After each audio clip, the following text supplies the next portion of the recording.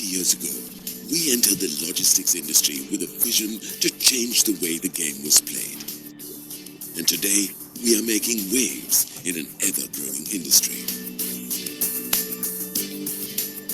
The knowledge and expertise cultivated over the years puts our passionate people in a unique position to solve your complex logistics problems, offering you solutions that will help drive your business forward. Think of a partner who brings to you the entire gamut of logistics services under one roof. One that understands your business and what you need. Think Advantis, the inspired logistics service provider that will make a meaningful difference to you.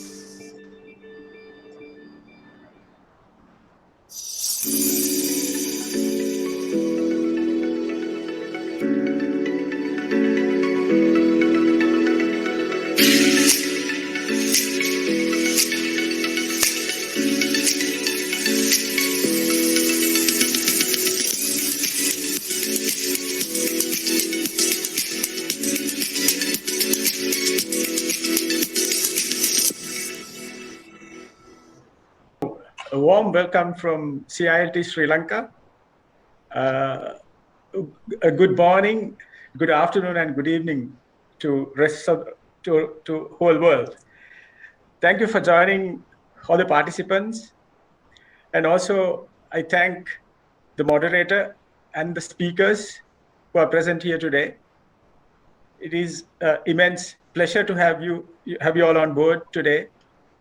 I know we have a good 2 hours of critical discussion on the future of global aviation, which is going to be. That is going to be our topic. So that is our main objective, rather.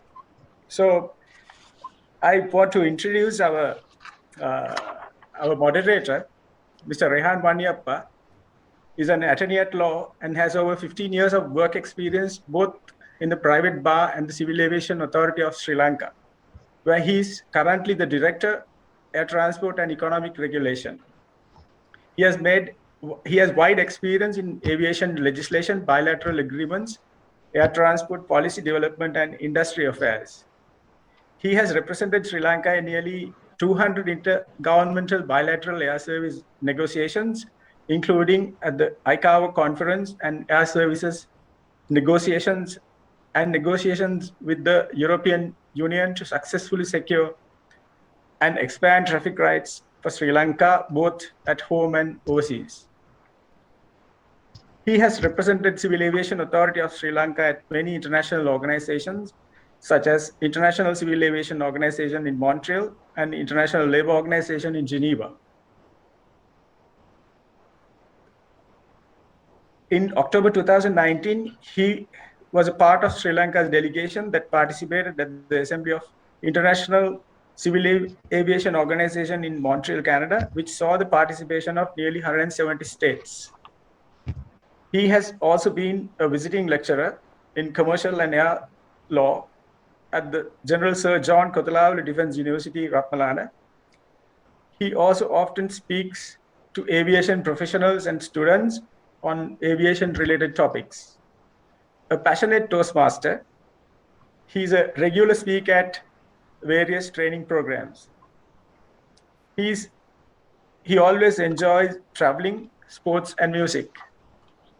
So Rehan, without taking your time, over to you to take on the subject. Thank you, Chamara. Thank you for having me, actually, Chamara and Chaminda. Thank you, Chaminda, and the crew at CILT for having me. I'm really excited to be here.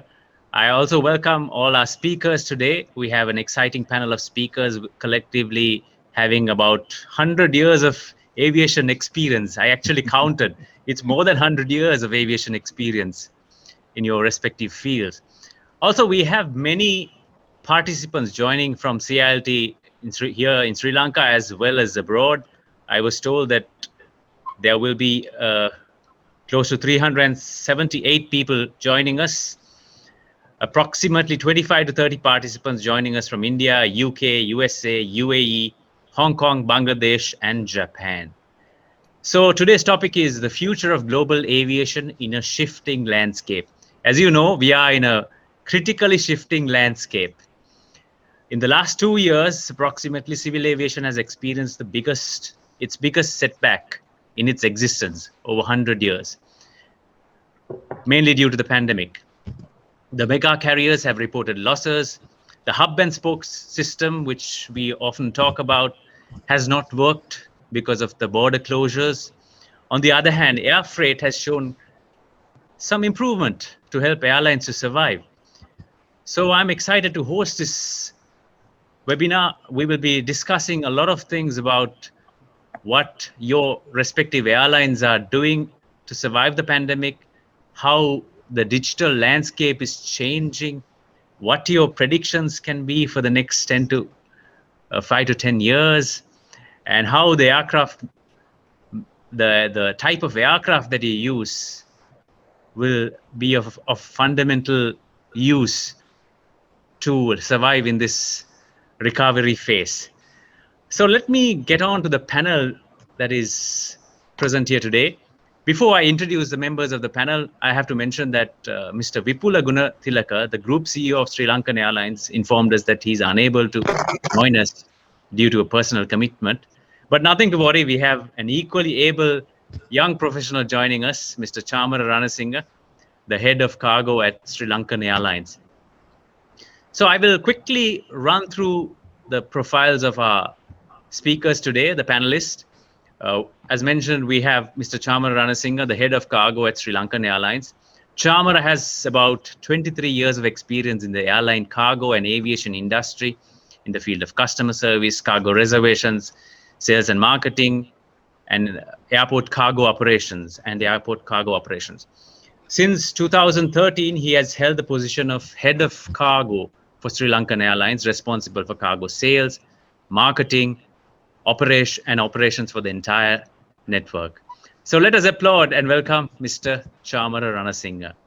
I'm not too sure whether you can give a virtual applause, but Chamara, welcome to the panel. Then the next speaker is Mr. Suresh Nair from the Air Asia Group. Mr. Nair has over 35 years of hardcore airline top management experience in all areas of the airline business. Presently, he is the general manager, India, Sri Lanka, Bangladesh, and Nepal, involved in the international operations of the airline in this region. He started with Air Asia in 2009 and played a key role in starting operations in 15 nations. He started with Air Asia in 2009 and played a key role in starting operations in 15 stations in India, Dhaka, Colombo, Kathmandu, and Male.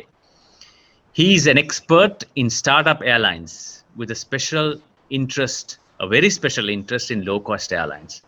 So maybe we can ask him a lot of questions on that area.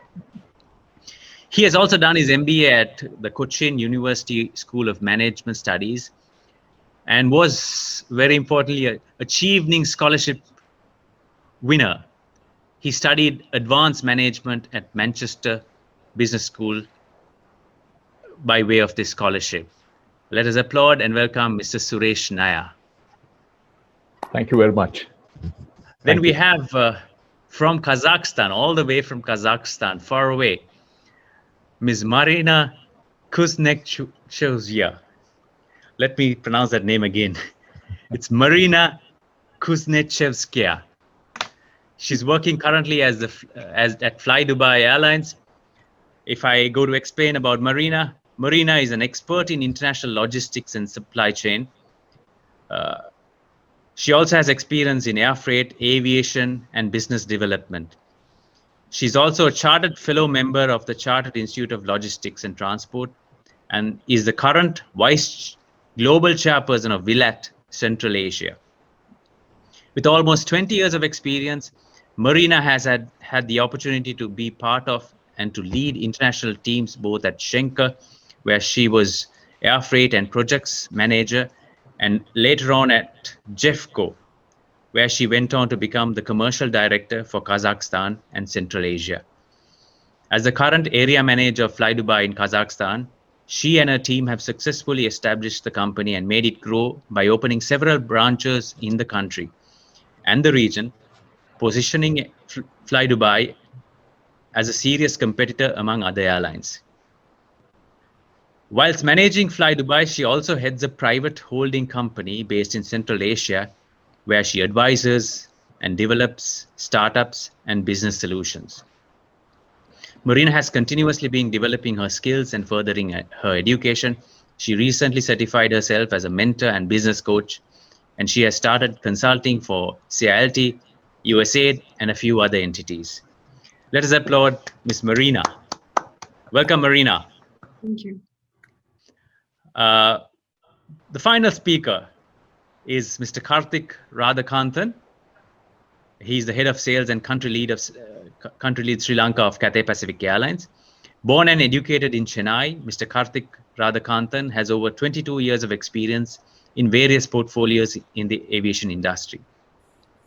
He began his journey with Cathay Pacific over 13 years ago, appointed as Area Cargo Manager, South and East Asia.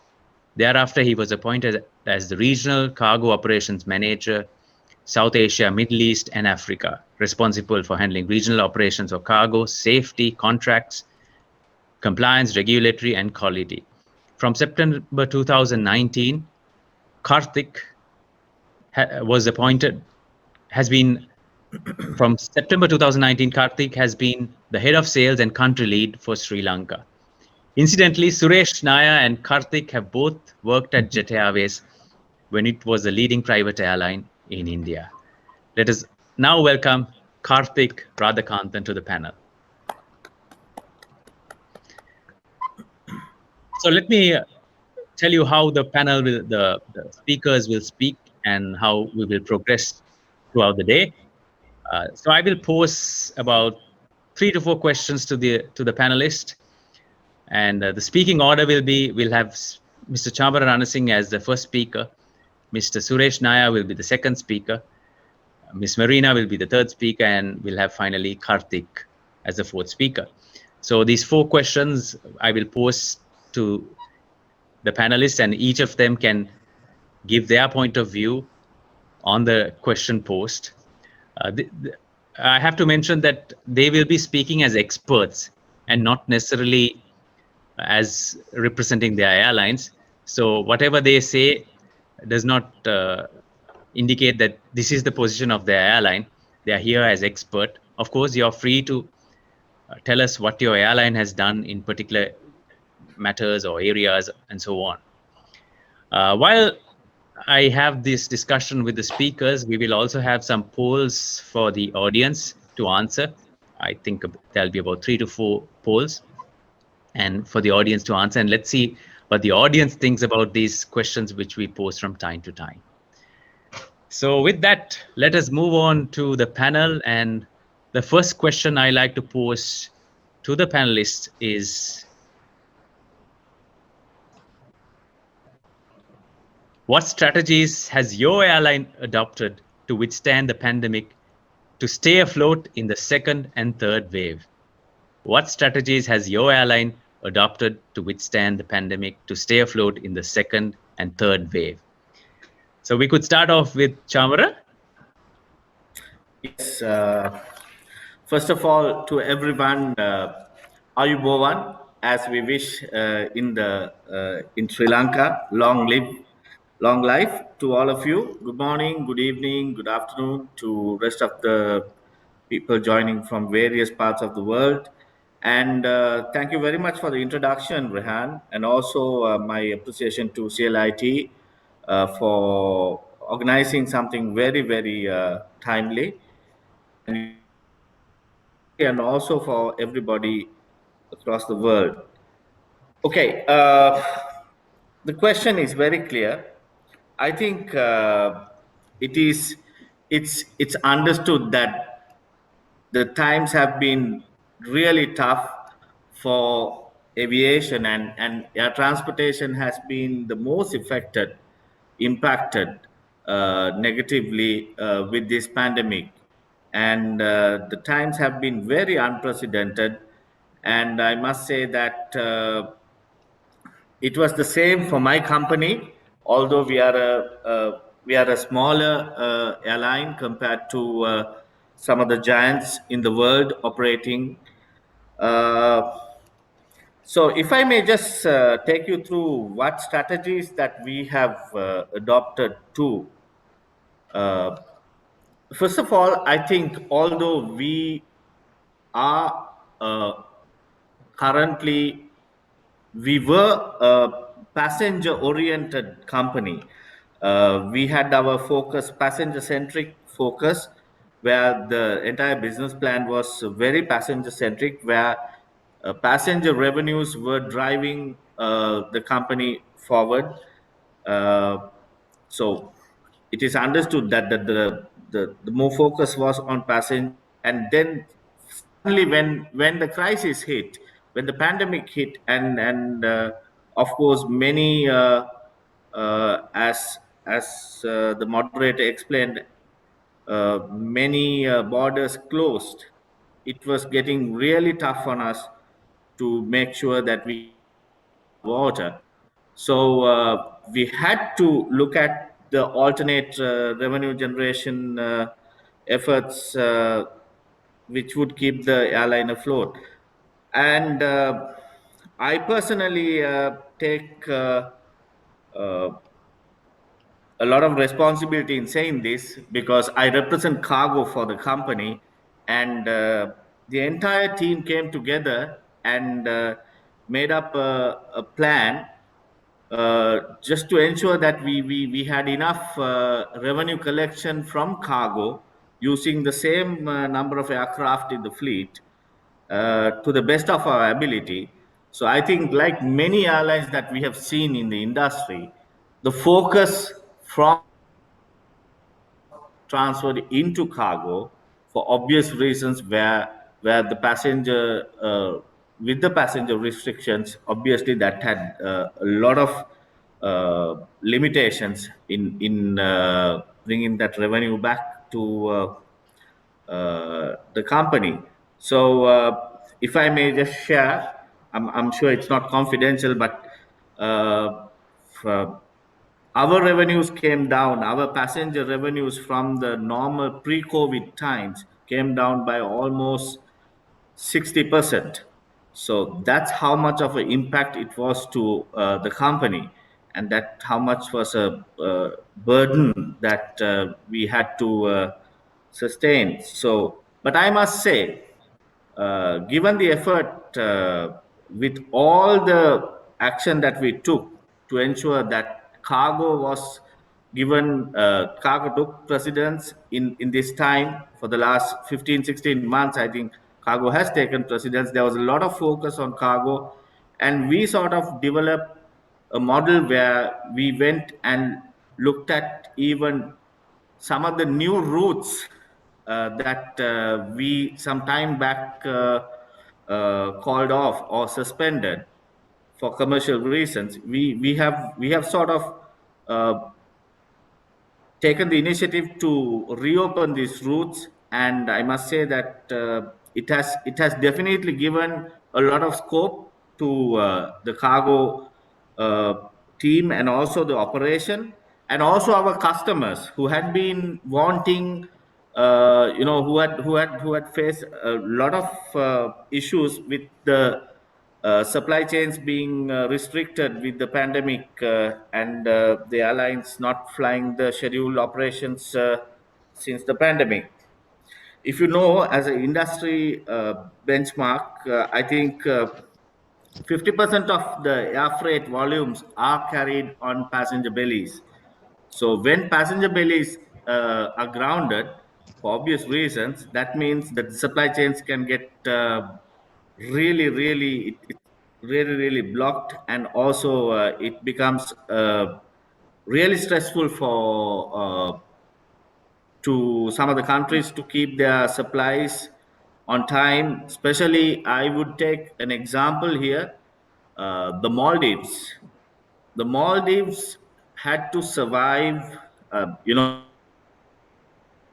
beneath Sri Lanka. Uh, it has to be. either on a ship or on a plane, and they basically import a lot of perishable items, obviously for the consumption, not only for the resorts that they own, but also for their own consumption, the Maldivians. So Sri Lankan was a part of Sri Lankan. Actually, they gave them a lifeline because we moved. Uh, I think almost 50% of their imports into Maldives, connecting through Sri Lanka. So, and I remember there were many distress calls on the PPEs and also the medical equipment that they required urgently into the Maldives. So I remember Sri Lankan definitely made it a priority to help them. So the focus definitely was on cargo as a strategy. At the same time, I must say that we also supported the Sri Lankan government in repatriating passengers from other countries. So apart from the cargo efforts, I think we used since we are 100% passenger carrier, we all have passenger aircraft. We used the opportunity to make sure that whenever we operated the flights, that if there was a possibility to repatriate passengers from that point of origin, we facilitated the program. So I think that eventually became very helpful for the state and also the company, because that gave us some sort of revenue on the passenger as well. So if I just again quote some figures, I think we've during the last financial year, although with the pandemic, I think we moved about something like 75,000 passengers, and with something around 205 flights that we operated for passenger uh, reasons. So and also we made 24 charter flights for passenger. In addition to that, I think I mentioned that the focus was on cargo. In addition to that, we made 160 non-scheduled charters, as I call it, non-scheduled charters, purely to transport the PPE, the personal protective equipment, and the medical equipment from between markets. We've flown to South Africa for their requirements. We've done many flights in the Indian subcontinent, and also we came up with a schedule connecting new routes in Europe. Uh, in addition to the London flights that we've been operating pre-COVID times, we added Frankfurt, Milan, and Paris as well. Of course, we have taken out Paris since last November for due to commercial reasons. Uh, and also, as a company, I think the focus has been uh, on ensuring the safety and also the health, uh, making sure that the passenger has the comfort. When things get better, the passengers would need the comfort to get on in our cabin and make sure that they are that we comply with all the health and health safety requirements. So I must say that we were certified by Apex into the diamond standard very recently. I think that's a great achievement by the company, and that also talks uh, loud how consistent that we have made efforts as an airline to ensure that the passengers' health and safety is assured on board. I think going forward, Rehan, it's going to be a future where we might not have that many that we might not have a lot of passengers on planes. You know, you might not need the 600 700 or beyond 500 seats on planes. You might need the way forward might be a small medium type aircraft that would have 150 passengers, and I'm sure what they would look at is priority would be health and safety. Avoiding crowds will be the way forward. That's just my perception on it. So, yeah, Right. I hope I have answered your question. Right. Right.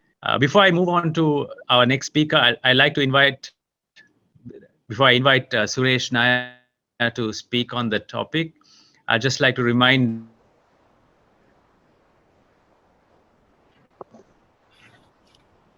the participants that they can post. We will be taking a few questions later on in the day. Unfortunately, we will have only limited time to take some questions because we will not be able to take all the questions. I like to also mention again the topic that I have posed to the panel. The question is, in round one, the question is, what strategies has your airline adopted to withstand the pandemic to stay afloat in the second and third wave? Suresh, I'd like to invite you to answer that question. Good evening, friends, and thank you very much for this opportunity, CILT. I think I'm speaking to a young audience, a lot of students who are just getting trained in aviation and getting into the aviation business. So I would maybe answer the question in such a way that it is more helpful to you guys to understand what this business is about and what is it that you can look forward to. I mean, talking on the topic, future of global aviation in a shifting landscape. I would look at it in such a way that 2 years from now, 3 years from now, say 2024, that is what you should be looking at. And I see a very, very bright future for the global aviation business 3 years from now. Don't take it, today it is a disastrous scene. All of us understand that. And it is definitely an uncertain time. Nobody can predict what tomorrow is going to bring. We in India thought in January that we were over the hill, we were on to a good thing, and we had controlled COVID. But came April and May, I think it was catastrophe, and we knew what COVID could do again and again. I mean, in the question that Rehan has asked, it says second and third wave. I would like to avoid the third wave and hope and pray that the third wave doesn't happen. So it is a difficult situation, like Chamara had explained, Rehan had said in his opening address. I mean, things are really looking down at the moment. I mean, nowhere in my 35 years in the airline business have I seen such a downturn. I have gone through 9/11. I have gone through SARS and all the recession and everything, but I've never seen in a state of affairs when 95% of global aviation was grounded. So it is something, I mean, which has never happened before, and I hope it will never happen again. Anyway, I mean, for you people, it is what you should be looking at 3 years from now. I mean, as of now, what the airlines have done, different airlines have done different things. Of course, many of the airlines have depended on their logistics business or their cargo business, done the same thing. But Tony Fernandez, the group CEO of AirAsia, I think he had thought well ahead. This is my business card, and it says, and it was printed much before COVID. It was printed at least 2 years back, and it says AirAsia, the digital airline. And that is the foresight that Tony has had from the time when we are talking about getting digital. I think we already were on the path to getting there. I'm just quoting Tony. AirAsia Group is no more just an airline. We are now a digital lifestyle company. And he has talked about a byline for this, a tagline for it, which is a way of life. AirAsia has now 3 digital companies, a super app that we are developing called airasia.com. I mean, he wants to make it an Amazon of travel. I mean, focus on travel, but covering all other areas. So the super app is very much on the cards, has started and is on its growth path. A state-of-the-art logistics company called Teleport, which was started pre-COVID, and now it is Teleport which has really held the company together and got revenues for the company when the rest of the passenger fleets were grounded. Now we are operating a lot of flights with just cargo, what is called P2C flights, passenger to cargo flights, with passenger aircraft. We are even operating A330s on many routes. Like to India, we are operating almost daily A330s with just cargo. And we have gone also into the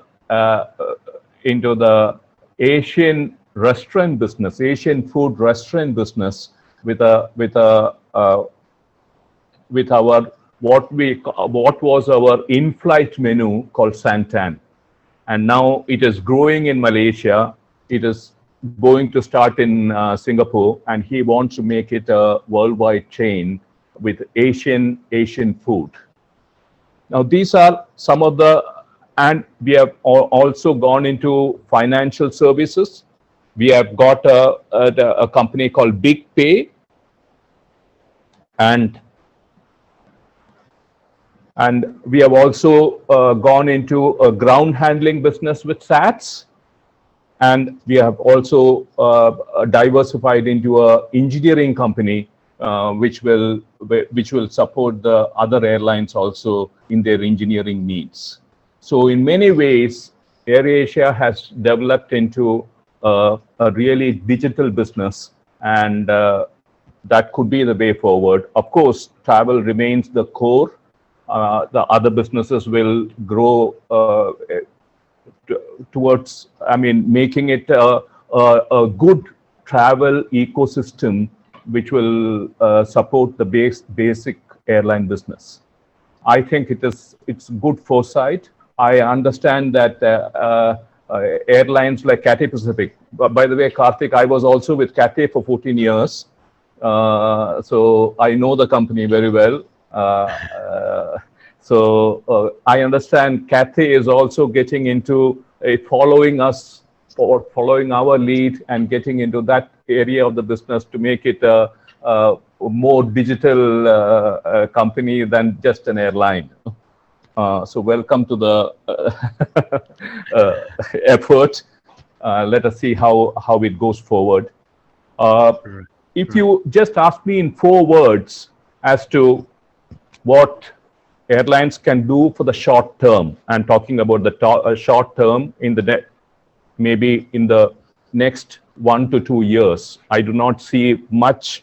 I do not see much of it getting different in a very quick time, but in the next 18 to 24 months, I think we need to cut costs, right size, adopt technology, digitize, and of course, use cash wisely.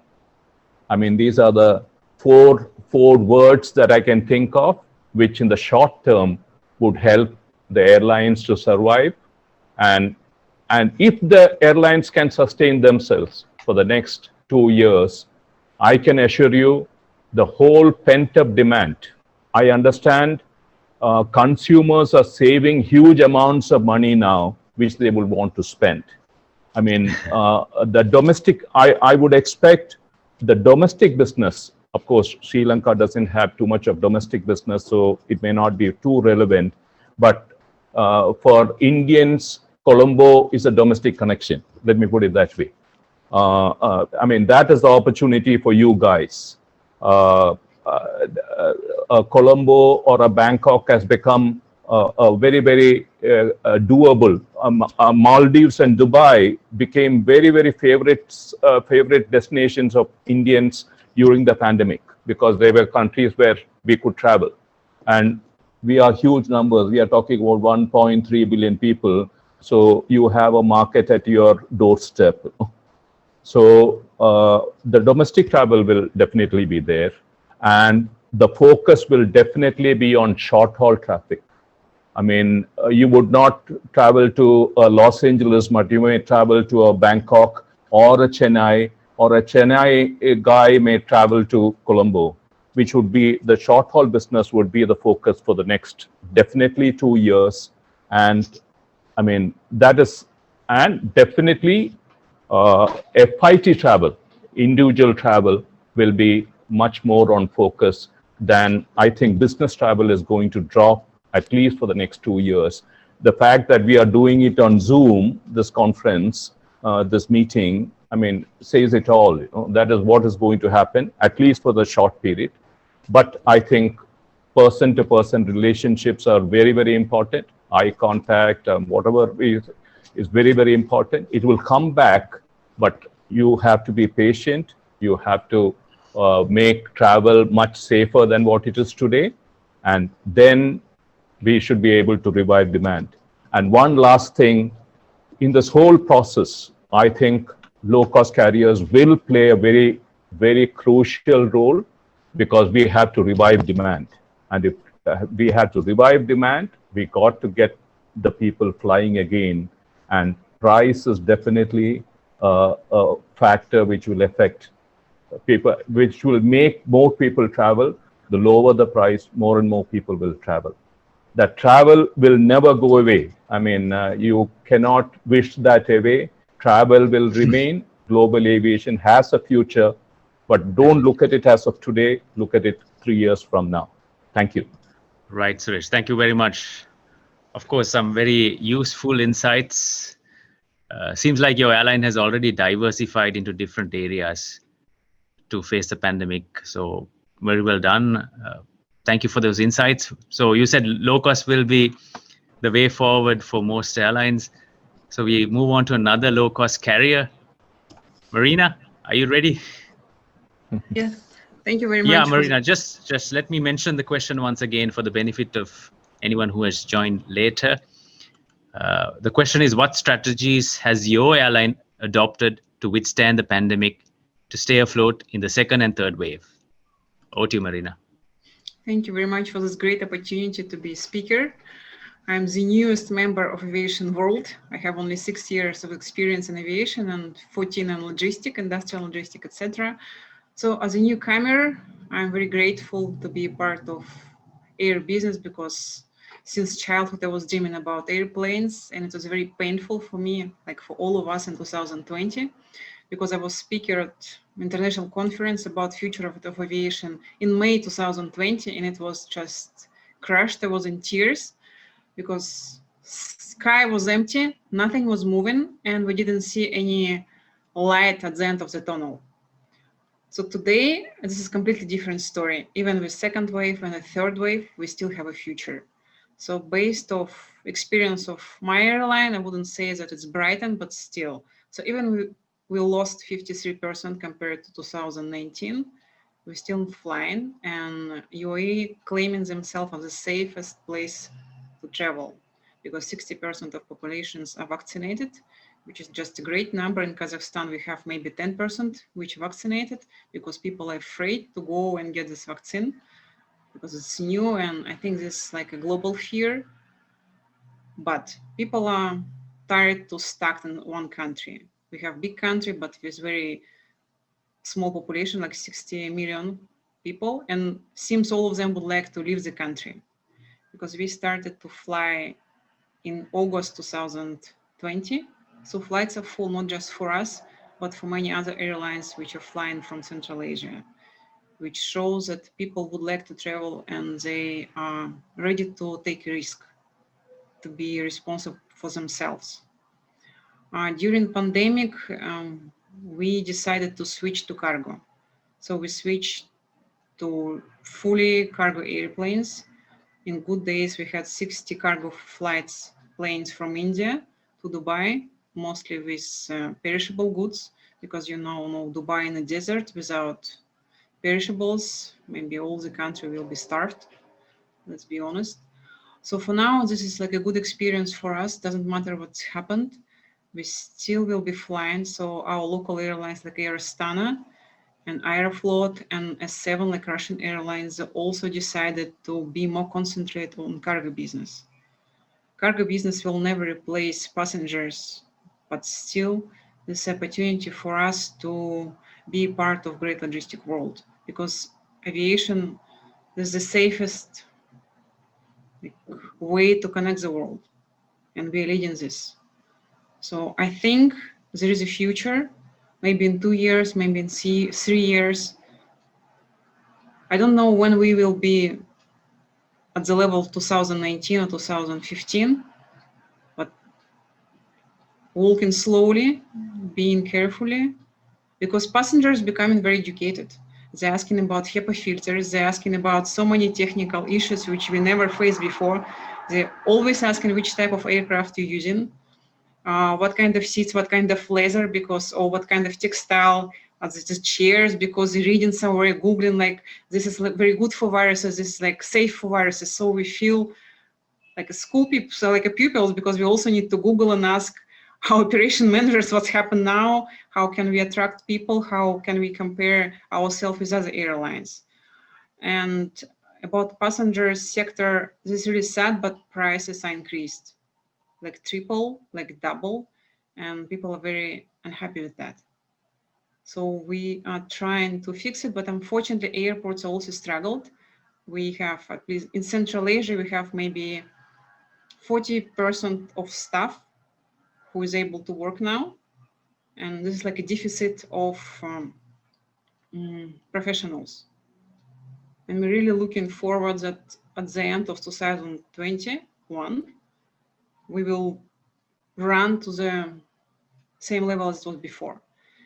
About strategy, our airline and most of the airlines started to make rapid decisions. So we don't plan new destination, we're just trying to connect with any country which is welcoming passengers with PCR tests, with vaccine, and trying to open new stations there, because situation is very unpredictable. So in our experience, we opened one station in Russia, next day it was closed. Also we're in Europe, we got permissions, but in 3 weeks, government decides that it's not safe to travel, so we close. So we're not planning for the long run, we're just trying to get something shorter. But still, I hope this is the future, and the future is maybe not so brightened, but at least we will be there and we will manage something good for aviation and for the passengers. Thank you. Thank you very much, Marina. Thank you very much. So that's the insight from Marina from Fly Dubai about what her airline has been up to during the pandemic. So let's now move on to Karthik. Karthik is actually based in Sri Lanka. Unfortunately, I have not met you since you arrived in Sri Lanka because of the pandemic. Since December, I think you came back. So Karthik, what is your position on what your airline has done during the pandemic to survive the second and third wave? Yeah. Thank you, Rehan, and thank you for the introduction. I'd like to also thank CILT, Sri Lankan chapter, for this opportunity. Good evening, good afternoon, and good morning for those people joining in from wherever. Thank you for joining in. I think when it comes to strategies, it's a pretty broad topic, and we've already heard a few of our speakers today kind of putting across how fluid and how dynamic situations were. So I would rather give some examples of what we have done with Cathay Pacific, but I think in order to understand that, probably a little background may help you out. So we as an airline are predominantly an international operations with absolutely not domestic services. And like everybody else, this ongoing pandemic, the quarantine requirements, the travel restrictions across the world has immensely challenged us in 2020. Even in 2021, the situation remains similar. But having said that, we are trying to make sure we are responding to these changing scenarios. We are trying to make sure that whatever we do, we can kind of bring in the assistance and convenience for a customer to travel. Our strategy mainly revolves around upgrading our capability for cargo flights. We also had to undergo a restructuring process. And then a lot of focus was made to look at the assistance and confidence for a customer to travel back again. We also, all along the way, stayed true to our brand ethos, move beyond, for all our stakeholders, be it our customers, be it our partners, or be it our employees. We have been adopting progressive and thoughtful outlook, and we are kind of making sure that we have a can-do spirit to try and meet any impact that this pandemic may kind of throw at us. So in the way we resumed our flights, we have been extremely cautious, depending on how the market demand is, how the travel requirements were. So in July, we are likely to add 3 more new destinations for resumptions, Auckland, Tel Aviv, and Wuhan. That will drive our percentage of operations from current to just about 8% of what we used to operate before. And roughly in July, we may cover about 35 of destinations as such. In the later part of the year, the last quarter of this year, our plan is to see if we could move up our scale of operations to up to 30%, subject to how things, of course, pan out in the next few months as well. So how are we able to do this, right? I think that seems to be a question probably many of them would be trying to look at for. Now, traditionally, any organization may look at a plan A and a plan B. But in the last 14 months, the things have been so fluid and so uncertain. The plan A and plan B is not working anymore. In fact, you need a plan every single day to just move along. However, having said that, there are some strategies which we find are structurally very sound, and this kind of help us kind of cement our focus into what we can do at this current time. So I'm going to just spend a little time outlining 5 strategies that we felt are structurally important. The first one happens to be recapitalization. We all know cash is king. An organization needs to be cash positive to keep moving on. So 2 areas we were concentrating here was, one is to reduce the cash spent. So we reduced capacity. We kind of deferred the capital expenditure, froze hiring. Unfortunately, we cut executive pay. We asked our employees to participate in voluntary leave. That received an overwhelming response, of course. Very difficult decisions to be taken, but had to be taken. The second part is in terms of refinancing and raising capital. And here too, we have been quite successful in the last 14 months. Last year, we were able to raise about $39 Hong Kong billion. This clearly shows how well, as a brand, the stakeholders of the banks, the financial institutions, has their confidence on us. Now, having these kind of cash positive nature of your business, it is important how we want to look at the future. So we have to be very prudent in terms of how we want to spend this cash. And we will also try to look for opportunities to try and see if there's any capital financing opportunities that may arise in the future as well. The second part of our strategy, which we want to focus on, is on vaccination. Vaccination happens to be the single biggest driver to fight the pandemic at this time, be it at country level or world level or state level. Everybody is involved in trying to get a mass herd immunity coming into the picture. So at Cathay Pacific as well, we encourage our employees to get vaccinated. We feel that it's a very good way in terms of resumption of flights and also for bringing your flight operations back to normal. The third part of our strategy happens to be from a very technological point of view. I know some of them are already covered here. but let me quickly try to see how much we have kind of worked on this. Some were introduced, some were accelerated, some were improved as such. So from a technology point of view, we introduced live chat and a virtual assistant called ViraBot. And we also introduced WhatsApp chats across key markets. We upgraded our platform, which we interact with our travel agents, called cxagents.com. A lot of information and coordination and collaborations happens across that particular platform.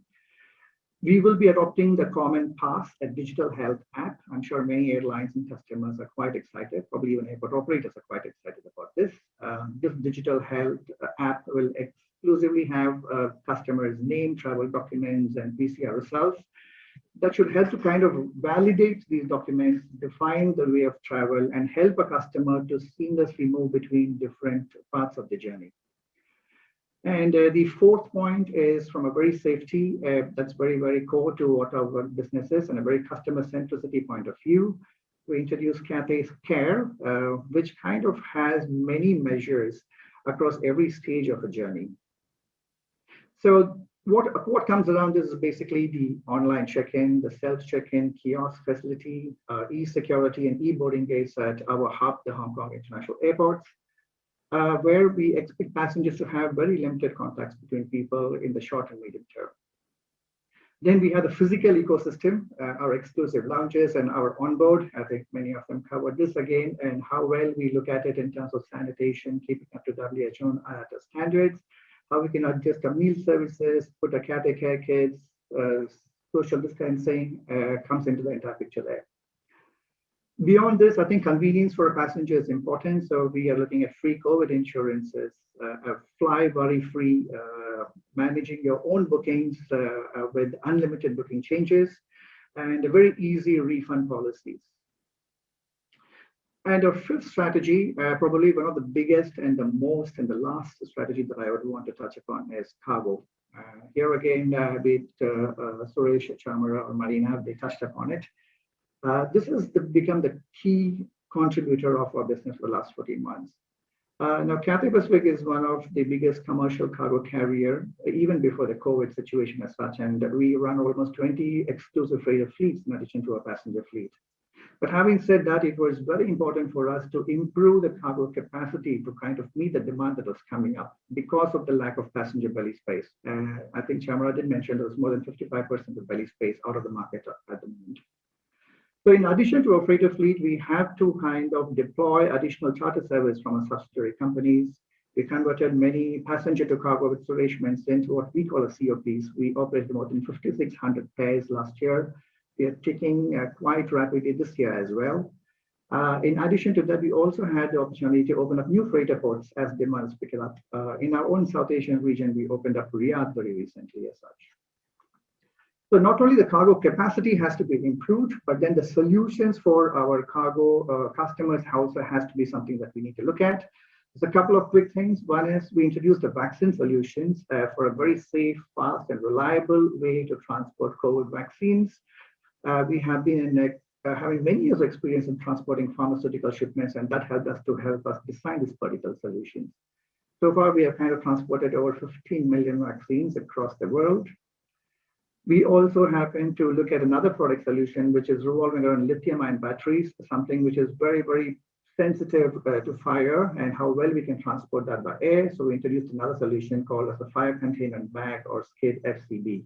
Now, all these services are available across the network in many freighter ports, including in Colombo as such. So cargo definitely is the focus at the moment, but I think it's important to structurally look at what other things can aid for your airline to not only look at sustainability in the short and midterm, but how we want to look at in the future as well. So I'm hoping these kind of initiatives, which I have just kind of outlined, helps to kind of answer that particular question to a certain extent. And to Suresh, thank you. Good to know that you're at Cathay. And yeah. We also are trying to diversify our businesses, but maybe I'll keep that for another day. Maybe you can watch it. Thank you. Right. Thank you. Thank you very much, Karthik. I think you shared a lot of information, and Cathay certainly has been one of the leaders in the aviation industry as far as innovation is concerned. Especially, I noted that you have given free, you mentioned about a free COVID vaccine, was it? for the COVID passengers. Insurance for travel. Insurance, sorry. Free Yeah, COVID yeah. insurance. Correct. And the use of the common pass for the vaccination details and the test details. So fantastic. So definitely Cathay is moving in the right direction. So ladies and gentlemen, let's move on to our second round. Before that, I like to remind our participants and whoever is joining this webinar that they can post questions to the panel through their chat box. We'll be glad to present some of the questions to the panelists and then see what their point of view is. Okay, with that, let's move on to round two. Round two is an interesting question. As you all know, some of the very, very highly acclaimed aircraft types were made redundant or retired overnight because of the pandemic. So the aircraft type or the mix has become very important. So my second question to the panel is, how important is the right aircraft type or the mix of it to thrive during the road to recovery? I'll repeat that question. How important is the right aircraft type or mix of it to thrive during the road to recovery? Chamara, we can start with you. Yes. All right. Sorry about that. Thank you, Rehan. Yes, I think this is going to be key for the industry and also for all airlines to make sure that we have the correct type of aircraft flying in the skies, because I think this is the prime requirement. This would be the priority for by all passengers, because end of the day they would want to know how many other passengers that they would get exposed to. Then again, it's all to do with how many passenger seats there would be on the plane, and also how much of cargo that can be carried to support the revenue and the cost exposure of the operation. So I think, in my gut feel, I believe the bigger planes, the larger 4-engine jumbos are going to be, it's going to be a real challenge for airlines to make sure that they operate this type of aeroplanes with high number of passenger density. Unfortunately, because I think people would want their space, because the way forward is to make sure that you keep distance, at least when you're locked into a enclosed area in an aircraft cabin for that many hours of the journey. So in my view, I believe the models or the types with a lesser number of seats, or an average around 150 to 200 seats, with leverage into ability to fly the medium haul, and maybe aeroplanes with similar capacity with long range will be the correct fit for airlines, because that would also give the airlines to make sure that they profit on the ancillary services, like ancillary revenue like cargo, which will be very important in time to come. As Suresh said, we should not be looking at the current context, because right now it is disrupted for obvious reasons. But then again, if you focus 2 years, 3 years down the line, I think carriers with an average seat capacity and with the option of medium haul, long haul, will have an advantage in time to come. But as Suresh very rightly said, the price matters a lot. So I mean, so that would definitely not having a larger plane will also might help in the financial aspect of. I mean, you might have a lesser cost in operating a smaller plane compared to a 4-engine aircraft. As you see, the fuel is climbing almost 8% month on month. So, so these are the challenges that the airlines will have. But I think the focus will be into a smaller cabin, which can do medium and long haul. Yes.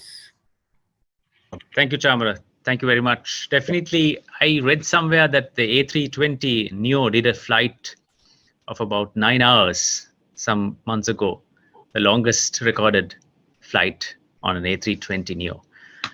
With that, let's move on to Suresh. Suresh, your question once again. How important is the right aircraft type or mix of it to thrive during the road to recovery? Suresh? I must admit that I am not too much of an expert on aircraft types, but from experience and looking at the future, it is extremely clear. It's a little bit of a catch-22 situation. I mean, I would expect that in the short term, again, I mean, all these safety precautions and distance and things like that will be of concern. But once things fall into some sort of normalcy, I would expect that traffic to the airlines should be able to carry. I mean, if we are carrying 180 passengers on an A320, we should be able to carry 180 passengers, because leaving the middle seat free or otherwise is not an option. It is not a feasible idea. I mean, once the fares go up, I mean, the business is going to come down. So naturally, I mean, it has to be that we need to carry the full capacity of the aircraft. Like everyone said, I think if you have not flown an A380 till now, you'd better do it as soon as possible, because I think it is going to become history. I mean, with the current situation, I mean, I think, and again, maybe the hub and spoke kind of traffic is also going to be definitely affected for the short period. It may come back in the long term, but in the immediate future, I think hub and spoke, where you have to transit other countries I'm talking about, will be definite, will be of definite concern to the passenger. I mean, 737 Maxes and A320, 21 Neos, A321 XLRs, they seem to be of the current favorite of the airlines now. I mean, just 2 days back, I think United signed a deal for 270 aircraft. I mean, which is of which really, for a person like me interested in the airline business, which was a big moment of joy, that I mean, an airline is buying 270 aircraft, and it was a mix of 737s and A321s, etc. So definitely that is coming back, but again, I think even long haul up to 5 to 7 hours will be on a single aisle aircraft for some time, even 5 to 7 years. And I think the 5 to 7 hours, I mean, of flying. And I also think that the kind of luxury that people had started enjoying in the business class of these huge aircraft like the A380 will be a thing of the past, at least for some time. So that is how it looks at the moment. I would not like to say too much about it because that is how it looks.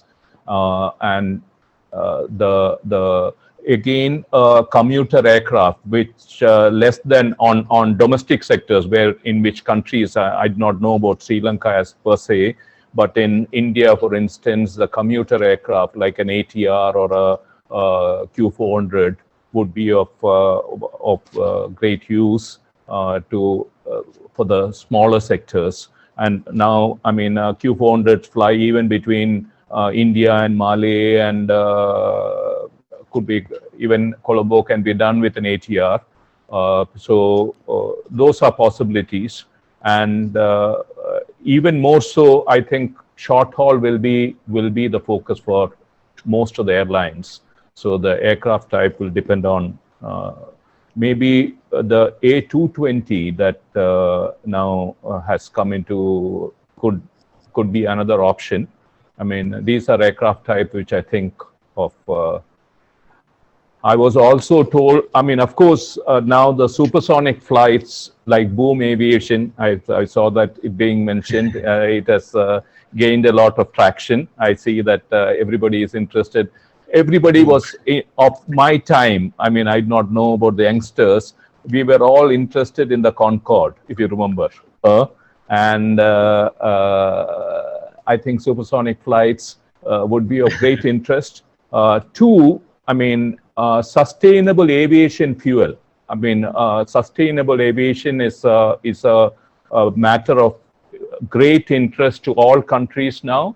And I understand that studies are taking place on sustainable the aviation fuel. And two, studies are also taking place on commuter aircraft with electric motors, electric engines. I understand in Scandinavia, right now, studies are taking place in that kind of sustainable models, which is of great interest to many countries. Everybody wants a green aircraft. This carbon effect is going to be of concern. So these are the aircraft types that one should be looking at. I mean, how it would be developed, how it would be viable to use for bigger aircraft. I'm not a scientist, so I do not know. But I'm sure in the days to come, these will be of concern. I mean, in India, for instance, electric vehicles are becoming quite popular. And by 2025, 2026, I would not be surprised if most of the local transport is with electric vehicles. So things are moving very fast, and it could be, next would be the airline industry, flying electric aeroplanes. Aircraft, yes. Could be. I'm not sure.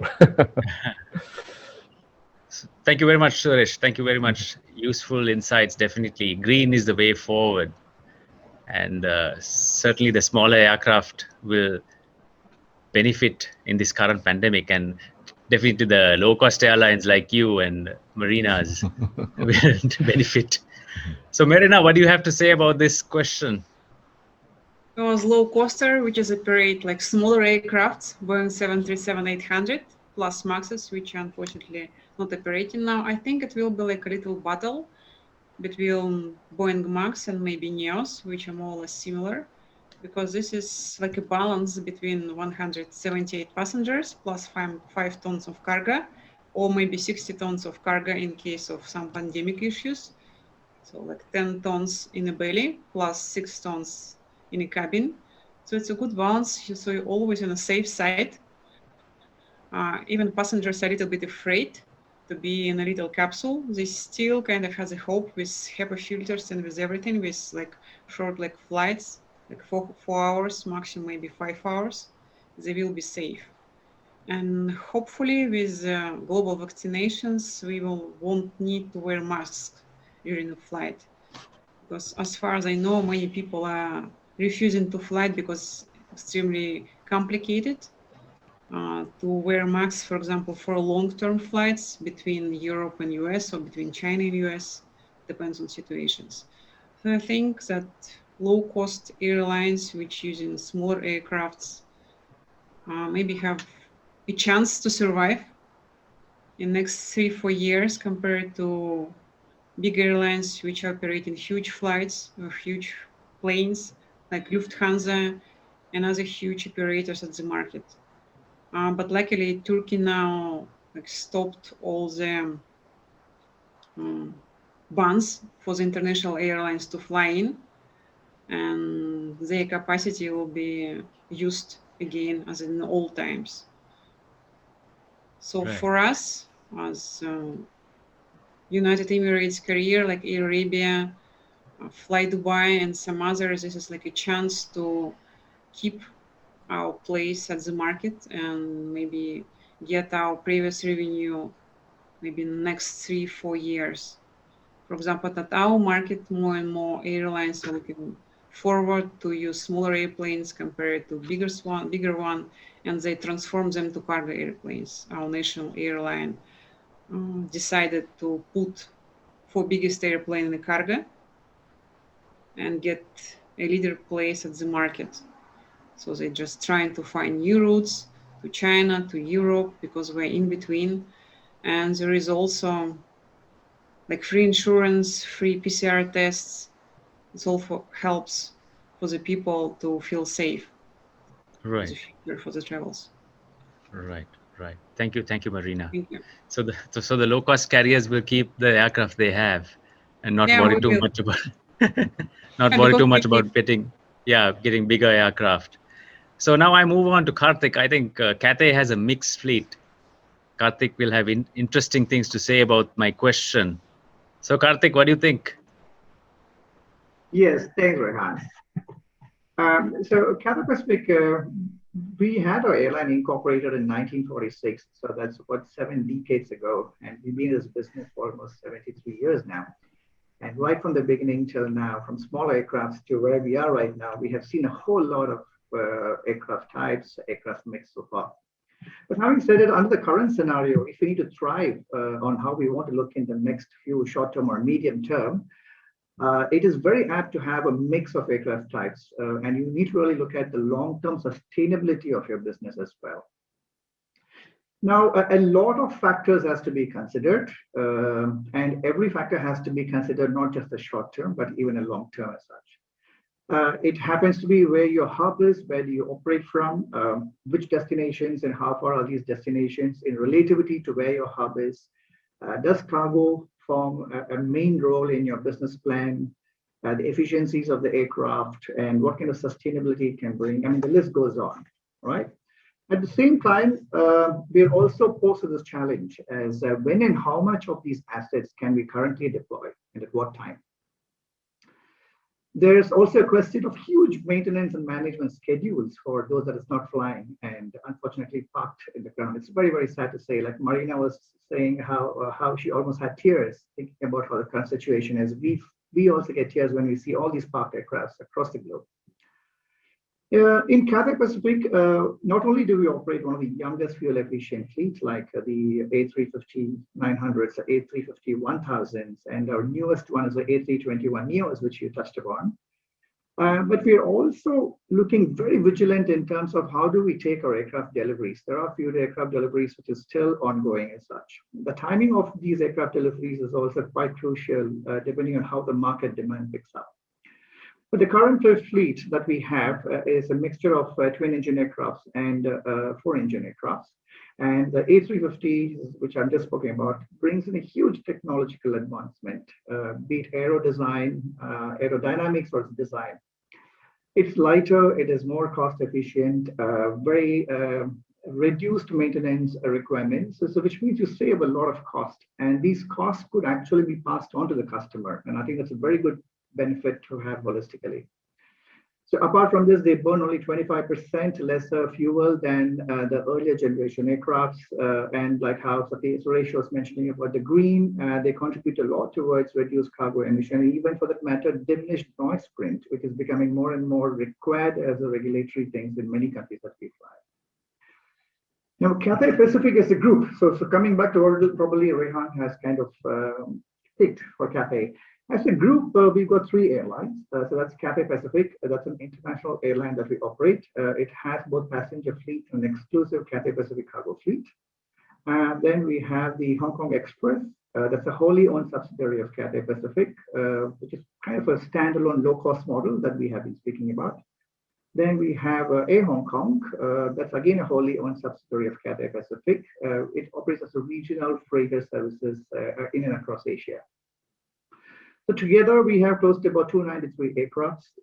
And in this, we fit in that 20 cargo freighter fleet that I spoke about earlier. And our aim is to try and have most fuel efficient, most sustainable, more efficient aircraft as such. Even this cargo, there was a debate about should we look at 4 engines and twin engines. In my view, from where we operate from and find the kind of market and customers that we serve, we find the 4-engine B747-800s, one of the latest technological aircraft in that space, with a high payload of almost 130 tons, is quite suitable for us to have that in our fleet. For probably intra-Asia or short and medium haul sectors and for the passenger sectors, we find anything to do with twin engine ones bringing in a lot of benefit and efficiency. So like many carriers, we also continually review our deployments based on markets and demands and how things turn up. But typically everything is planned for a very, very long-term sustainability requirement. Thank you, Rehan. Rehan, if I can just say one word.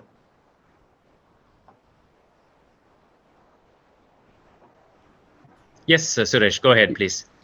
I mean, one of the cardinal rules of the low-cost business, I know it has not been followed very studiously by many airlines, many low-cost carriers, is to have a single type of aircraft. That is what normally works for a low-cost airline. Like Southwest, for instance, has got 700 of these 737s. I mean, that is one of the, so the mix of aircraft types doesn't come into the low-cost arena, yes, actually. Right. Yes, but, yes, but of course, people have made it work in different circumstances. But that is one of the things that is. Yes, Suresh. Thank you very much. Suresh, so, and the other panelists, we post this question as a polling question as to who will be the leading aircraft manufacturer in the next 10 years, whether it's Boeing or Airbus or Boom. And the audience has replied saying that it's going to be Airbus. 79% believe it's going to be Airbus. So Airbus, if you're thinking of buying an Airbus, maybe you can consider. Right. Okay. Let's move on to the next round of questions. Yeah, the next. My question in the third round is very simple, and most airlines these days, or even businesses these days, want to go digital. And digital seems like the thing to be doing in the face of the pandemic. So my question is, how important will it be for airlines to traverse the digital landscape to be competitive on the road to recovery? How important will it be for airlines to traverse the digital landscape to be competitive on the road to recovery? Chamara, are you there? Yes, Chamara. Chamara, you're muted. Yeah. Okay. Yes, Ryan, thanks for the question. Yes, of course. I think it's going to be definitely a priority when it comes to our industry, that digitalization and also taking on improvements in that aspect will be a priority, if I may say, for the well-known reasons that I think through digitalization, the airlines can definitely improve their work processes. The process improvements are definitely going to come in through being, getting the investments, the correct investments and timely investments onto a more digital savvy company. So I can just give a few examples. I think we are in the age of, if we're talking about the IoTs, the Internet of Things, especially, Sri Lankan is not only an airline, but also we do ground handling for the exclusive ground handling for the two airports in Sri Lanka, BIA and also Matala International Airport. So I think it's going to be key in our business vertical of handling that we get into more IoT supported work processes, because this is exactly what the customers would want. People will want to avoid queuing up. People will want to avoid the unnecessary exposure to getting exposed to others. So I think digital transformation will be key for airlines, not only on in the air, but also on in the ground, to make sure that things work better, and also to ensure that things work faster and probably more cost effectively. So I think this will be a key. This will be key as we go on, Rehan, and definitely we would want the passengers to come to us. We would want the cargo to come to us, but it would be. I think passengers will follow the airlines who would make it more appealing to them, and also who they would consider as the most safest and the healthiest in types of services that they provide. So I think it will be key when it comes to the future of aviation and air transportation. Right. Thank you, Chamara. So I will move on to Suresh. Suresh, you already mentioned certain things that your company did on the digital landscape. If you can briefly explain a few of them for the benefit of our viewers. Personally, I believe that airline, like hotels, is a customer service business. And I mean, maybe I'm a little bit old world to think that, I mean, it was always customer service which actually differentiated the airlines. And whether it was a check, maybe a reservation system, or those kind of a cargo system may not be, there need not be any interaction. But when you check in at a counter or inside the aircraft, I mean, there is certain amount of customer service that, I mean, which has just always made it a customer service industry. So it is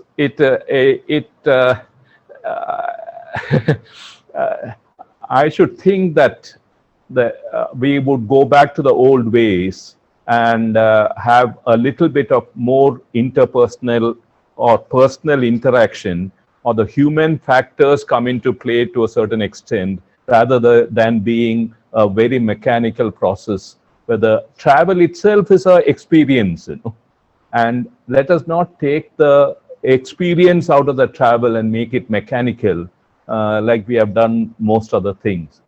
We don't now go and see your mother. We just have to give her a call.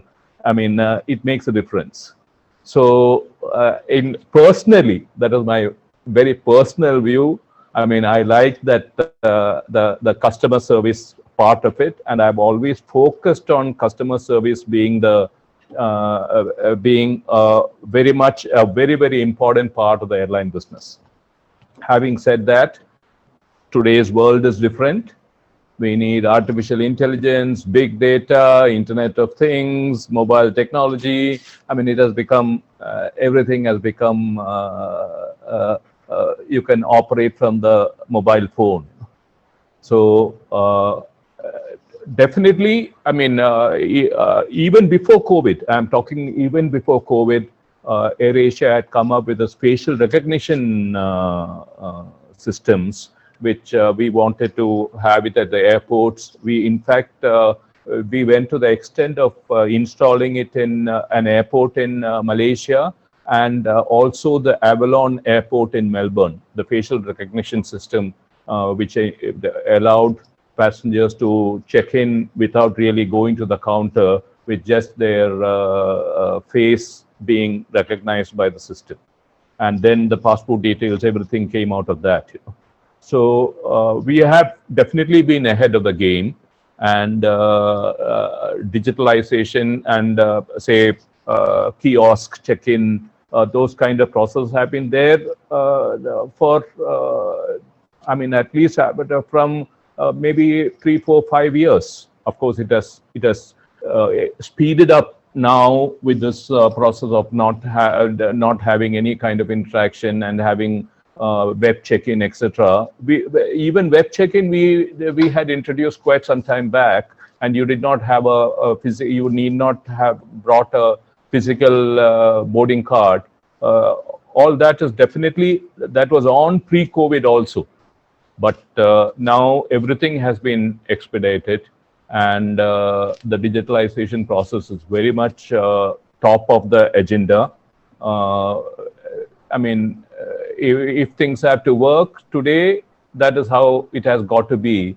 But I'm hoping against hope that in the future, some of the customer service aspects and the human factors will come back into play, and at some time we can hug each other or enjoy a smile. Now nobody even can see you smile now in normal circumstances, because everybody is making a mask, wearing a mask. And I always used to think that my smile is my USP. True. Yeah. Right, Suresh. Thank you very much. Thank you. Definitely, you have some important insights. What you say is that digital can come, but we must not forget the human touch. Okay, so let's move on to Marina. Marina, what's happening in Kazakhstan as far as digital is concerned, and your airline? So I think we are running into the future, like not step by step, just running. In Kazakhstan, like maybe in many countries, we have QR codes for everyone who has PCR test, who has vaccine. So we have like labels, red, blue, and green. So if you're blue, you're allowed to go anywhere. If you're red, you need to stay at home with quarantine. So even if you want to go to airport, you need to show this to scan it. So it's increasing number of time for check-in. So everyone is unhappy, but I think in future, like in nearest future, all this system all around the world will be connected. So for example, anyone who is doing check-in in Atlanta, in Georgia, will be shown somewhere in Africa that he is safe, that he has this approved non-COVID number. So the same will be for the cargo, I think. So as our government predicted, maybe in 4 months, most of the QR system for COVID will be connected during CIS countries. So all 15 countries will be connected. So for some people, for some passengers, this seems to be like against human rights, but it's all about safety. We truly believe, because they can track us really where we are. For example, during COVID in Dubai, they could track you like 2 meters from your apartment. If you left, then it was like a ring. Same in Moscow. We didn't go so far, but this is our present already. So we are like at the last day of Terminator. So machines are controlling us almost. For the cargo part, I think this is good that all of us are working in special systems, so we don't need to be like 20 years ago using these typing machines to print air bills or packing lists or invoices. So everything is checking automatically, not manually, so we can send more cargo and we use less time as before, because I started as air freight managers in 2002 and it was really complicated because I was just a freshman. So now I see how far we went, because when I mentoring students, so it's completely different world. They don't use equipment as we use. They thinking globally and differently. They don't see borders. And it's all about digitalization. So of course, in our airline, we have digital department. It's all about marketing, agency support, about passengers, about service support. But digitalization is the future, and we just need to follow and be ready that very soon we will be part of the big digital system. All our faces will be scanned and implement. So as Suresh said, you don't need your ID anymore. Like in Fifth Element, you don't need to show it, you just need to go through and everyone will know where you are. So let's be brave and step in. So facial recognition is the way forward. Okay, let's move on to Karthik. Karthik, you've spoken a little bit about your digital, how you went digital, but you could explain it a little bit further. Thanks, Rehan. Actually, it's a very, very broad question, especially under the current scenario. And I don't think it's just the airlines, but so many of us are trying to make a lot of catch up in this particular area. I think, be it airlines or airport operators or partners or service providers as such.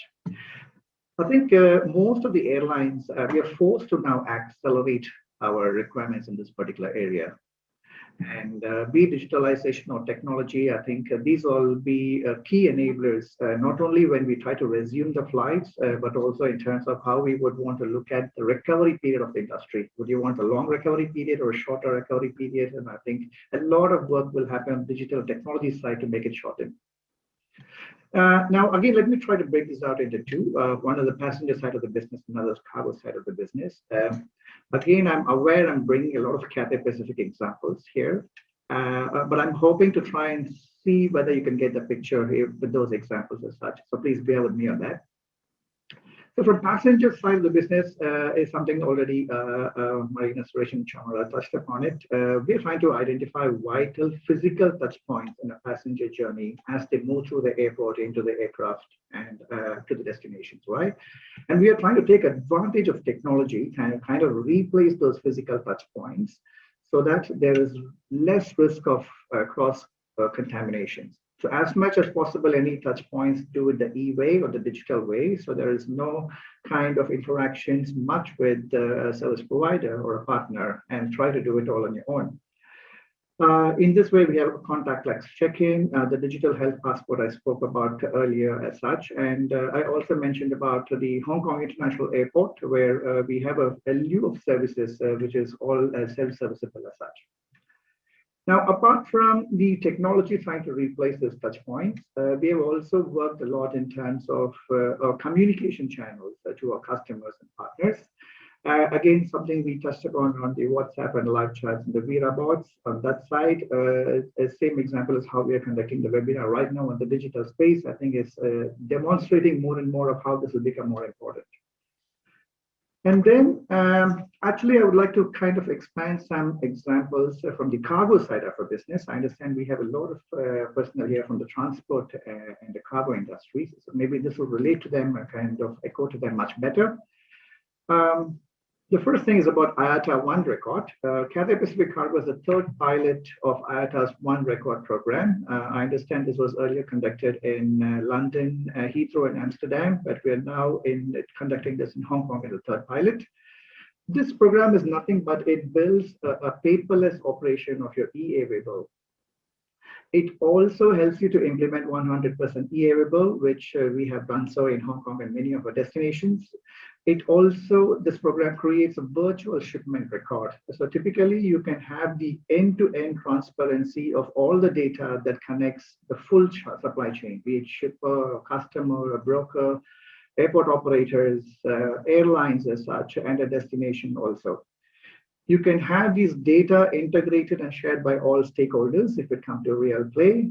And it's able to store more amount of data than a traditional Aviable or e-Aviable as such. So I think this is one of a very important initiative at One Record, and we're very happy to be piloting it at this point of time.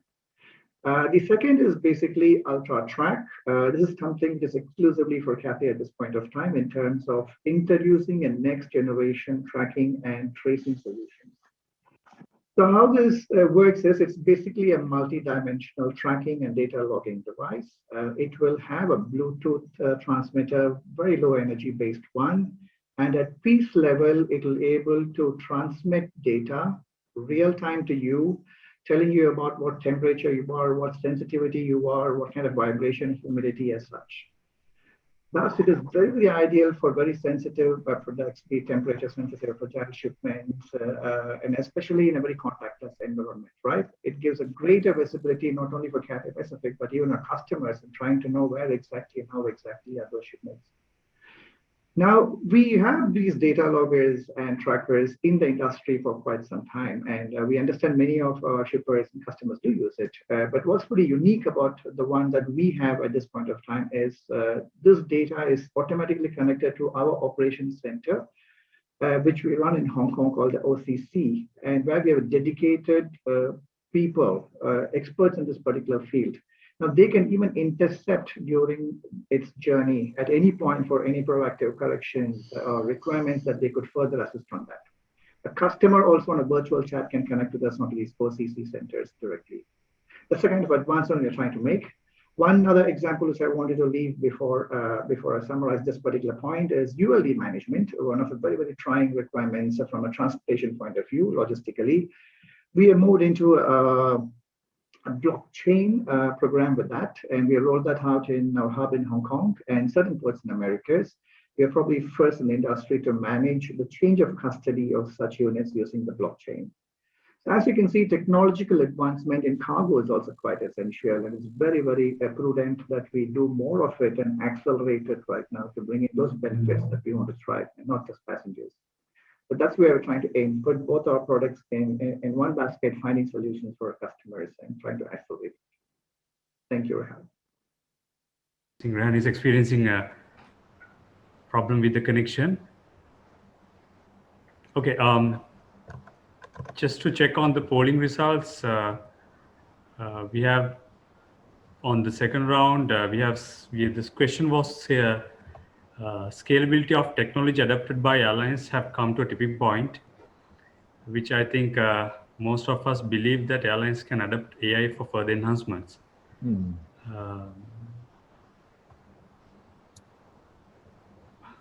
Okay. Until Rehan comes back, we'll take a 1 minute break and move on to the third round.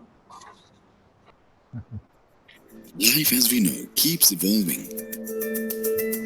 With increase in population and ever-rising need for more and more products and services, there is one service that is at the heart of it all: transportation and logistics. The growth in this sector has seen a steady rise, and with it, the demand for highly experienced professionals. For almost a century, CILT has been in the forefront of this industry. And now, with a membership of over 34,000 in over 34 countries, this is by far the preferred professional body for professionals engaged in supply chain, logistics, and transport. Logistics today is not only limited to shipping or transportation, but also innovation, dynamism, and the ability to provide opportunity for everyone.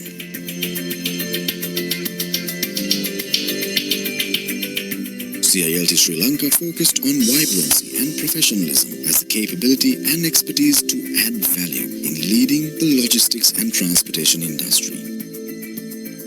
It is the only chartered professional body in the country and has played a pivotal role in producing a number of prominent figures that has contributed innumerably to Sri Lanka. CILTSL aims to deliver excellence at every step of your career. from that of a school leaver to a strategic business leader. The extremely progressive nature of logistics is such that its roles will always prove to be a complex and challenging, yet well rewarding. CILT-SL offers a comprehensive approach to supply chain, transport and logistics professionals, teaching and exposing you. From the foundation upwards, using real-life case studies, field visits, and further supported by experts in the field, sharing their experience through mentoring. CILT is not just a qualification, but a step in the right direction of becoming a leader within this industry. We think, act as leaders while setting high standards and adhering to it.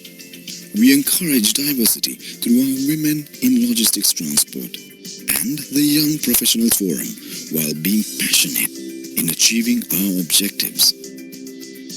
All with the belief that we are all family and are stronger together. We are the Chartered Institute of Logistics and Transport. Right. I will invite Shamit to read out some of the questions we've received. Shamit, are you there? Yes, Rehan. Yeah, Shamit, you can pose one or two questions to the panel. Yes. One of the questions was, how will airlines position and sell different cabins? Given that pricing is much higher now, do you see changes to the product offering going forward? I will repeat it again. How will airlines position and sell different cabins? Given that pricing is much higher now, do you see changes to the product offering going forward? Suresh, are you game for it? Sorry, Rehan, we have only one cabin, you know, and it is low price. One class. And it is always low cost. Low cost, yeah. So yeah. Maybe I don't have too much to worry about the different cabin space, you know. I think Cathay or Sri Lankan can answer that question. Shamara or Karthik? Or you want Karthik? I can take that. Karthik? Yeah, Karthik, Sure. yes. Hi. So I think in order to address that, it all depends on who you are and how we operate, something I touched upon, right? So as a group, we've got three different airlines within us. One is a full-fledged premium, and now we also have a subsidiary company, which is low cost as such. And within the premium offering products, we have various products available in the cabin as well, be it economy, premium economy, business, and first class. Now, like I said, aviation has to be really sustainable for the long term, and that is something that will be key for any particular organization or operator. So while we try to mitigate the impacts of the pandemic currently, wherein which kind of segmentation may pick up first, may be quite different from a very high passenger paying fare cabins to a very, very large volume paying cabins at the point of time. Having said that, the requirement, what we feel is the products that is differentiating the different kind of service levels available for a customer will still remain. As we move through the pandemic, as we resume and as we kind of accelerate the global aviation towards normalcy, maybe not in the short and medium term, but the long term, all these services, the priorities and product offerings that has been in existence, I feel will only further develop rather than be in its current state. Thank you. So there was one more question that was posed by Gayani. Gayani asked whether the ground handling procedures have to change because of the new health requirements, where the COVID requirements have to be taken into to redesign the ground handling procedures. Can someone answer that question? Suresh or Marina? When you say ground handling, the procedures, standard operating procedures. See, I mean, as far as the terminal services are concerned, if you Yes, take terminal, that as yes. part of I mean, definitely things are going to change, because there's going to be, I mean, I think it is less and less time spent at the counter. The counter itself may vanish if everybody is web checked in and goes in. You will not have only a sort of a backdrop facility kind of arrangement in many airports. If those kind of changes will definitely happen, and less time spent on the check-in process will definitely happen, and the technology is there for us to just do the drop back, the baggage drop, and go on. You know? So those kind of changes would definitely take place. I mean, whether things like, say, the boarding process, whether there will be less of interaction, etc. We will have to wait and see. But I think those things will also the checking the boarding card at the boarding gate, etc. I think will also cease to exist.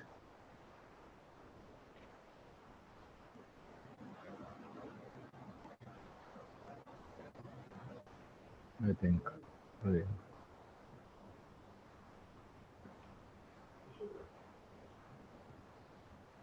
Thank you, Mr. Suresh. There is another question posted. Many airlines have had to borrow huge sums of money to stay afloat and cope with high daily cash burn rates. What would be the impact to the airline tickets? Maybe Karthik could answer what will happen to the airline tickets in future, Karthik? Yeah, hi, thank you for that. I think, like I mentioned earlier, for an organization, being cash positive is very key. The cash positive or capital financing or getting people who are able to support you with investment at any point of a time, without crisis or with crisis, is very, very key. What cash helps is not only try to mitigate your current impact, but also aviation is a long-term business, like I keep mentioning. And there's a lot of investments that we try to do for short, medium, and the long term as such. And if you look at it, managing cash is similar to pre-crisis level, before the crisis that came in, right? So you have a capital financing, you're making sure your company has cash, and then you try and deal with the operations and try to bring in the revenue that's expected of you. Now, whether as a carrier or as an organization, you want to pass that cost, the cost of sale or the cost of capital financing to a customer, I feel it's a very individual carrier question. You cannot put it broadly to any particular carrier. But in our view, when we kind of position ourselves as what we could offer to our customers, I think we put the customer at the center of everything. We concentrate a lot of what we can offer as a product, as a service, and how well we can make sure that we safely make this journey from point A to point B as such. And usually our cost gets revolved around that particular aspect of it. So honestly, there is no straight answer to this. But then capitalization is key, is what I would say. And from whatever services a customer is able to receive, there will be a cost to it, which is normally the kind of ticket sales that usually happens even now. Thank you, Karthik. So I think we have come to the end of our webinar. Shamit, are you there? Yes, Ryan. Shamit, yes. Any more questions, or shall I? We have one question. One question: why the ground handling is outsourced in many airlines, in many airports, rather than handling it on their own by the airlines? I'll repeat the question again. Why the ground handling is outsourced in many airlines, in many airports, rather than handling it on their own by the airlines?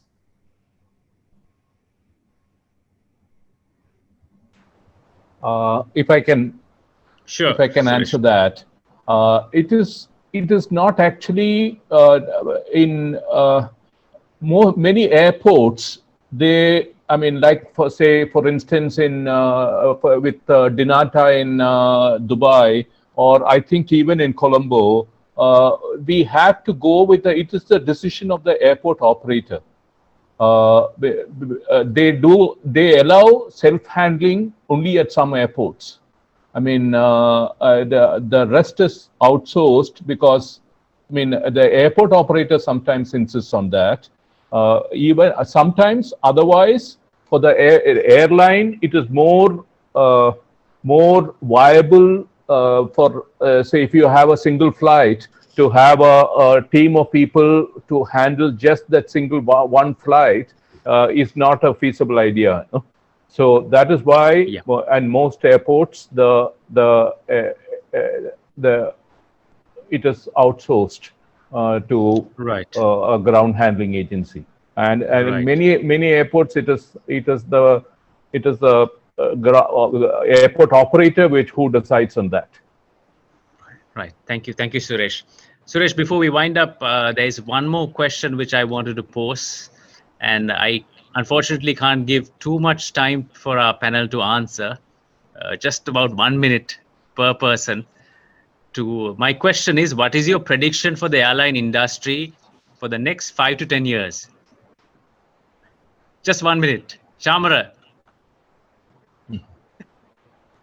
Right, Ryan. Thank you very much. Okay, I think irrespective of the pandemic and also the dark clouds, we still see a silver lining at the end of the dark clouds that we have at the moment. As a company, I'm very excited the fact that we have more focus on my vertical, not because it is mine, but because it is a vertical that has proven and also has a lot of potential going forward, especially I'm talking about cargo. So we are very interested in developing cargo to the next level. In fact, we are looking at inducting a freighter into our fleet. So that will be a major change, irrespective of the fact that the aviation business has suffered. I still feel that there is a lot more scope for Sri Lankan to exploit in not only from Sri Lanka but also as a regional and an international carrier when it comes to from cargo. So I am a strong believer that we should be able to drive the company with solid support from cargo to stay afloat, and also I'm sure the required the strategies that will. I mean, it's about adapting to the situation, Rehan. My direct answer to you is it's about adapting to the situation. Yes, situation is not very clear, but then again, we have to take it on as it comes. So I'm sure this Sri Lanka is a very resilient. We are a very resilient bunch of people, right? So I'm sure the company will come back and definitely thrive for better days as it comes. Thank you. Thank you, Chamara. And we'll move on to Suresh. Right. For the same Thank you very much. Question. Suresh? I said that in the very beginning when I started the conversation. I mean, I'm not even looking at 5 years from now. I predict that we would be flying high in 3 years from now.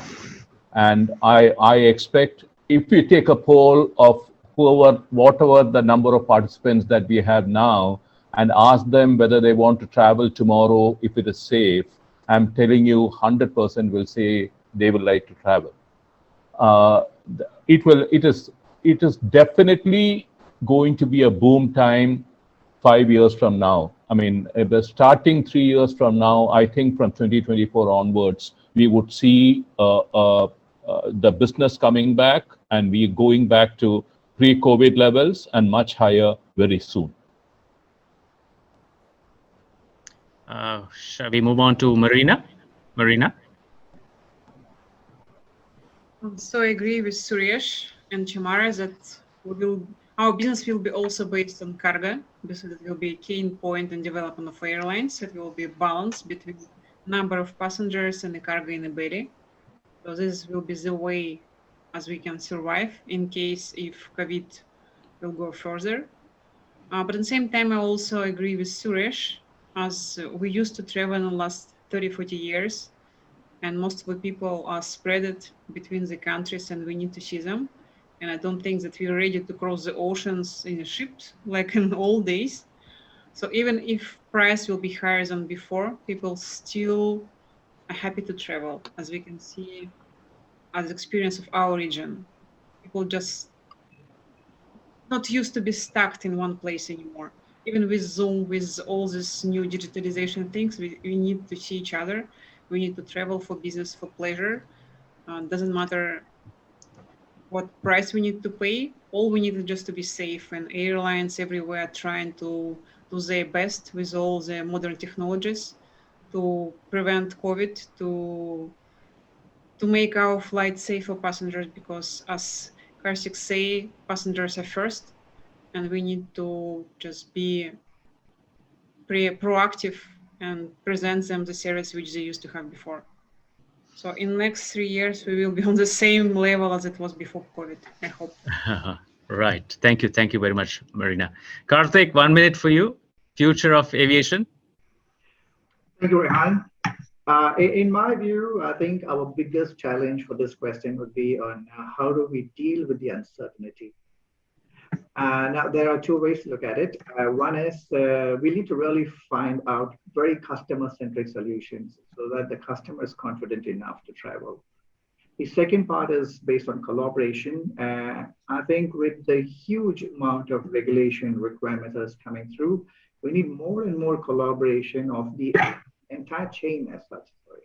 Be it aviation, be it aviation ministries or transport ministries, be it health departments, customs, immigrations, airport operators, service providers, airlines. I think we need to have very, very intense collaboration. We need to have integrated procedures and processes coming up to make this resumption more seamless and more helpful for a customer to go through. So on that note, I think technology and data will definitely help if it's accelerated. But like Suresh mentioned, we can never take the human factor away from it. That is also going to be there. Our people will be a greatest asset, and I think we need to keep them motivated, give them a pat on the back, keep a smile on their faces. So my view is aviation will remain to be a highly resilient industry. And yeah, this crisis should end. Thank you very much, Karthik. Thank you very much. So I'll take this opportunity to thank all the panelists, starting from Chamara, Suresh, Marina, Karthik, for spending your time, your valuable time and your knowledge with us. Certainly, I enjoyed being a moderator. I'd like to thank CILT as well for having me as a moderator. And I'd also like to thank all the participants who joined this webinar from all parts of the world, especially Sri Lanka. Thank you very much. We had a great, insightful discussion. On a parting note, I would like to say what Confucius said: in the midst of chaos, there is opportunity. So there's opportunity for all of us in the airline industry to reap the benefits so that we can reap economic benefits for our countries, for our airlines, and the world at large. With that, thank you very much, Shamit. I hand over control back to you. Thank you, Rehan. Thank you very much. Ladies and gentlemen, we have come to the conclusion of the webinar today. It has been a great pleasure to host this event from the Aviation Sectional Committee and headed by Chaminda Pereira. And let me also thank once again Mr. Chama Ranasinghe, Head of Cargo, Sri Lankan Airlines. Thank you very much, sir. Thank you for being with us and share your insightful knowledge. And definitely we'll be having an exclusive session in future related to cargo. That could also be contributed by Mr. Chamara. And Mr. Suresh Nair, thank you, dear sir, General Manager, India, Sri Lanka, Bangladesh, and Nepal for Asia Group. You have been a great, successful leader in setting up many things, many airlines in the past, and you have been a great pillar. And thank you for taking your time to be with us today. And I wish you good health and good success in your future endeavors. And Ms. Marina, all the way from Kazakhstan, she's the area manager for Fly Dubai. and also a fellow CILT member, and for taking your time and for being with us and sharing what Fly Dubai has ventured into and what the future looking for all of us. And last but not least, Mr. Karthik Radhakanthan from Cathay Pacific. He's the head of sales and country lead for Sri Lanka. So we will be meeting you in future. We'll be in our little forums that in aviation. And thank you for sharing your in-depth knowledge. We've got to know what are the strategies behind Cathay and what is the future going to be like and how digital transformation will be adopted by all the airlines. And last not by least, our gentleman, Mr. Rehan Waniappa, Director, Air Transport and Economic Regulation of Civil Aviation Authority. Sir, thank you very much for being with us. Thank you for taking a busy schedule for being the moderator. And you have a wealth of knowledge. You have represented country in many forums, and hoping to take you back as one of our panelists in upcoming webinars related to civil aviation. So ladies and gentlemen, on behalf of the CILT fraternity, let me also thank all of you, and stay safe, stay healthy, and good night and good evening and good morning to all of you.